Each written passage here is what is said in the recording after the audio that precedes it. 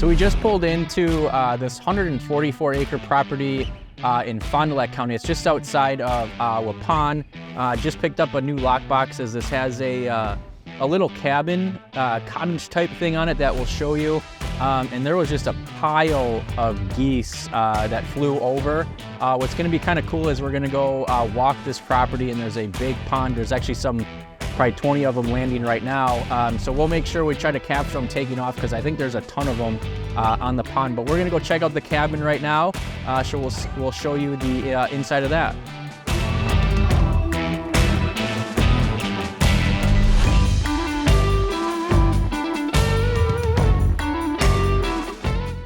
So I wanted to point this out. Not only is it a awesome feature, it's got a patio here, overhang. They use this for their hunting trips when they're doing goose and duck hunting. They do deer hunting as well. But a lot of people talk about tiny homes, and they want to build something like this in order to live in it. And the problem is, to use this as a dwelling, it doesn't fit all of like the code and the minimum square footage and stuff like that. So I wanted to point that out, because if somebody bought this property and said, no, I'm gonna live in this house, I really don't think somebody could do it. It's more of just a cabin, use it for your day trips out here. I'm sure some people have slept in here before, maybe a long night of partying before the big hunt.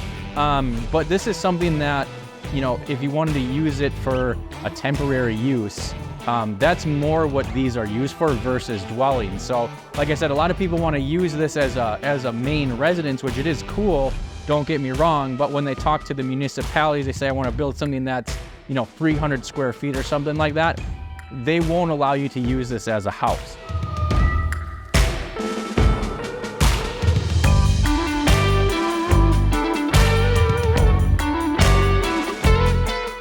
So as you can probably tell, this property is relatively flat and it has a lot of water, but we're gonna get to the central part of the property, and kind of in the boundaries, there's some higher mounds or hills.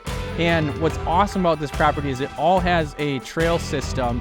So even though it is flat, it's lower, you got some cattails and everything like that. I mean, it's a waterfowl and goose type of property, but it holds a ton of deer. But for access wise, you have these awesome trails that you can get to pretty much any part of the property that you want to. So just a huge benefit, not something that usually comes with a property like this that has, you know, a lot of marsh and stuff like that on it.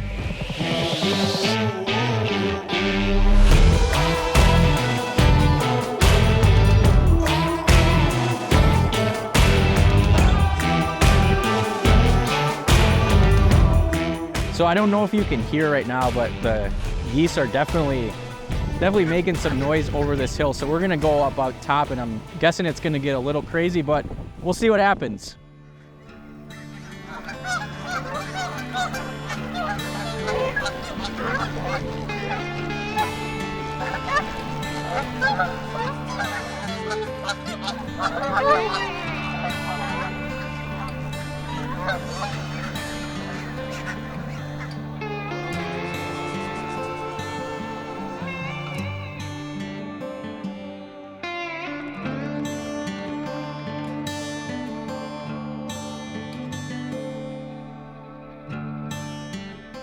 So this is not staged. This is actually something that I almost stepped on. If this was staged, I'd have like a 6-point side or something like that. But I was out here last week and we did not see this little shed. So we got a little 3-pointer. So we'll keep that. We'll make sure we give it to the owner as well. So we'll hang on to this one. So now that we found one shed, obviously we're here to capture the property and make sure it shows really good, but you get kind of addicted. So we're following, I mean, this is like the highway right here. So we're gonna see if we can pick up a couple more sheds. But like I said, this is also a really good deer hunting property.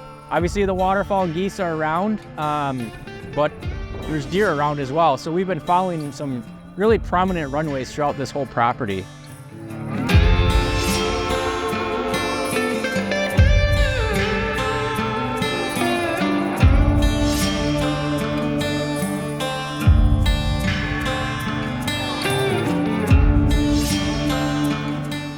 So there are a couple small food plots on this property, but as I was talking before, this property is actually rolled in CRP, so there's a couple spots that are enrolled in CRP. I love that program. Out of all the government programs, I know I talk about MFL or Managed Forest Law quite a bit, but I haven't really recorded a lot about CRP. And there's these spots that have some really, really nice established prairies, and I would put that type of habitat up against, you know, a woodlot with a food plot pretty much any day of the week. A lot of people don't view it as a food source or anything like that. It's also really good cover. So you have food, you have cover, and on this property you have all three: you have food, cover, and water. So yeah, there's food plots established, but I would bet that those CRP spots outperform this food plot any day of the week.